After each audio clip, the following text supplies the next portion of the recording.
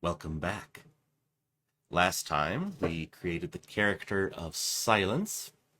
Silence entered the city of Gundamans, and while Silence was looking for the location of the local guard headquarters, she got lost inside the large city and ducked down a alleyway. And it started to rain, and she came upon and somewhat befriended Tine the Halfling and the three cats that are already sheltering under a pile of crates and boxes that she did with offering them some food.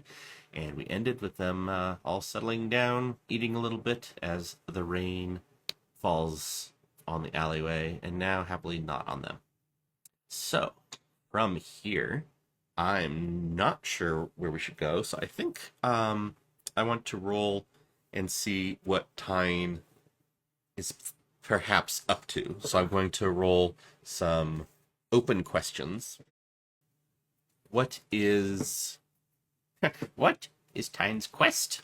What is Tyne's quest? So let's see. Let's roll a d20, a d8, and a d6. And I should remove the other ones from my box. So those are all there. And now I roll the dice. That is a 13, a 2, and a 2. So, spy. Okay. 13, 2, and 2. So that's the sentence that comes with this is spy, tension, badly. All right. Spy badly is pretty simple. Tension. What kind of tensions are there? Let's see. The city was described as having mixed dwarf and other civilized races. There are guildmasters and merchants in an agate quarry. So there could be theoretically racial tensions, or, especially since this is a new and upcoming, from last session, we said there was, like, maybe not a ton of crime. So they're prosperous but not worried about it yet. So I feel like that means it's kind of new. It's kind of, as far as the prosperity, it's kind of new.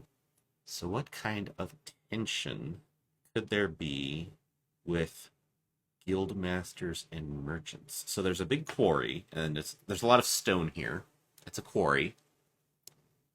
If the stone guild masters are having some sort of issue, and merchants would sell to people outside the city, they'd import and sell to people in the city. Guild masters are the ones in charge of different industries. So I'm thinking there's something going on with the stone workers guild, which might be separate from the mining guild, and perhaps merchants. Perhaps the Stoneworkers Guild is trying to see how to increase their own profit from everything, their own control of the markets. They feel perhaps very strongly entitled to stuff that's coming into the city, because let's say what they mine, the agate stuff that they mine, and they're able to shape really beautifully dwarven handiwork, and so that has helped with some of the upshoot of wealth in the city. So Tyne was spying for one group. Okay, so there's tension between the merchants and the Stoneworkers Guild. And Tyne was sent by the merchants to spy in some way on the guild masters. And it didn't go well. It said badly. So, right? Badly? Yeah, badly. So, with that, maybe she's also on the run. Silence is hiding from her cult, and Tyne is hiding from probably the guild. How conniving and corrupt is this guild? Or maybe there's certain actors in it that are problematic. Like, why is she literally hiding in an alley now? Did she do badly enough that it was almost like a Jar Jar Binks in the Senate situation where she was trying to do her job and screwed something up so horribly that it is now nobody is happy. She almost helped the guild masters. So they might be after her for spying while also a tiny bit grateful, and maybe, honestly, maybe the merchants are mad at her. No large party in town is happy with her. So, did I say she was in ragged anything? Travel stained. Said she was travel stained. So, maybe she was even almost like a fall person that was someone who traveled into the city to do business, and the merchants convinced her to like be some sort of, fancy envoy, and then she got found out while screwing things up. So now she's kind of just hiding. All right. So Tine is a failed corporate espionage person. What was she trying to decide what she was? Oh, I think it listed her as a merchant when I had rolled or used Donjon to make a character. Okay, so with that, this is just character building. What do she and Silence do? So they're sitting under boxes. Tine is fairly small. The cats are mostly cuddled up with her. Silence, who's a tiefling, is kind of tall and skinny. Not like tall, but definitely taller than a halfling. They're scrunched up under the boxes. They've shared food. Silence eventually says, "Do you know where the local guards are?" And Tine says, "Yeah, why?" She actually even scooches sideways a little bit. She's now once again untrustworthy of this new person. It's like, what? She's hiding. Why would someone want the guards? And Silence says, "I just thought it'd be safer for me near them." Tine relaxes a little bit. Says, "You'd be safer? Why? What'd you do? Especially what'd you do that the guards would be the safe spot for you? Did you kill someone?" And Silence says, No, I ran away from home." Tine says, "Really? How old are you?" Silence shrugs and says, 22. And Tine kind of looks at her. She's not even sure if she's telling the truth or not. Says, "Uh-huh. Anyway, ran away from home. You think your people will come after you?" Silence says, "That's what I'm worried about. Yeah, I'm worried they'll come after me." Tine says, "Well, why don't you want to go back? Why'd you run away?" "Oh, I don't know. I realize they're not who I thought they were. They're not great people, honestly. And I wanted to find out who I am without them." Tine says, "Oh, man, yeah. Families can be rough. I get that. Well, I don't exactly want to show my face in the streets for the next, 3 days or so, but, I guess I could give you directions or lead you over there." "Oh, really? That's kind of you. If you'd rather stay here, I could just, get directions from you." Tine is like, "Well, wait a minute. Why didn't you ask the guards at the gate?" "Well, I did, and then I got lost." "Ah, well, see, in that case, maybe me giving you more directions wouldn't be the most helpful, because you might just get lost again. So I guess I'll have to help you out. So, I mean, when the rain lets up, we could walk over that direction. I'll take you the back way, so it's a little longer." Tine says, "Well, thank you. Have you lived in town long?" She's like, "Nah, I just got here yesterday, but I get a good sense of the lay of the land.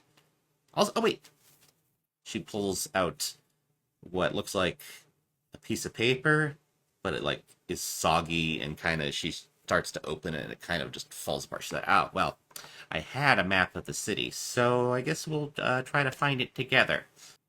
One of the cats who's been nestled beside Tine starts sitting up and licking its paws, and then says, "Well, I could lead you there if you want." And they both, "Oh, you're a talking cat?" "Well, yes. I mean, many cats can talk. In fact, one might argue all cats can talk. It's just whether you 2 feet people can understand us." Sits up straight, and Tyne says, "Well, how come you didn't talk before?" "Oh, that's all. I didn't really have a need to. You were a good bodily warmth companion in the rain when we met, and so that's all that was needed. You were willing to help regardless of that." "Oh, okay, fine. Well, so you wanna lead her to the police station?" "Oh, I could, yes. But I mean, you don't want to come? I mean, we've already been friends for so long." "What are you talking about? It's been like an hour." "Yes, plenty of time. If you make friends with a cat, an hour is enough at least for the rest of the day." "No, I mean, yeah, I mean, sure. Got nothing better to do here. Just don't let us get seen." "Oh, no, no, no. I wouldn't do that. Anyway, you there. Thank you very much for the food. So I'm perfectly happy to assist you. Would you mind scratching behind my ear? You may, of course." Silence kind of smirks and reaches and starts scratching under his ear. He's like, "Oh, yes, yes, yes, okay, yes, yes, yes. Oh, we are very much friends. You a shelter, you gave food and scratches. Oh, it's a marvelous little trade-off of friendship." I mean, these two, I don't know what they're going to do, but... "Well, why don't you ask them?" "My dear, have you noticed how, sometimes cats don't exactly talk to each other? We just, sense the mood and look each other's different ways. Well, that's what I'm doing with these two right now. Because I can't explain it all. I really can't explain all of cat culture in this moment. Nor do I need to, actually. Never mind. I'll lead you there once the rain has died down." And goes back to cleaning himself, stretching, cleaning. The other two just kind of watch him for a little bit. Tyne says, "Don't you get embarrassed just cleaning yourself in front of everyone?" "Hmm? No? Should I?" And Tyne just shrugs and wraps her arms around her leg and goes back to watching the rain. The rain continues to fall, and probably another hour before it really dies down. Fortunately, the alley has some gutters, so though the ground is obviously wet, it's not like it's flooding their place of shelter for the moment. And then, once the rain begins to die down, the cat, who is like a black and gray cat with green eyes, stretches himself out of the box, looks at them, and then just begins walking further down the alley in the direction that Silence was originally walking when the rain started. He starts leading them through different alleys, and they follow. Sometimes he'll see a door to an alley and then go in and sniff at it, scratch at it. Sometimes nothing happens. Sometimes people inside yell, it's like, "Go away, cat!" Once or twice you hear a purring or a meowing inside the door.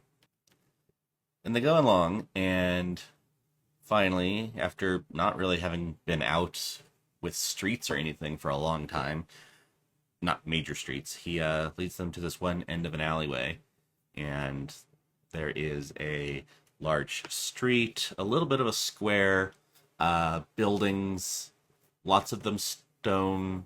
Stone is definitely a part of every building here. not the entire thing of all of them, but it is a major building material of this city.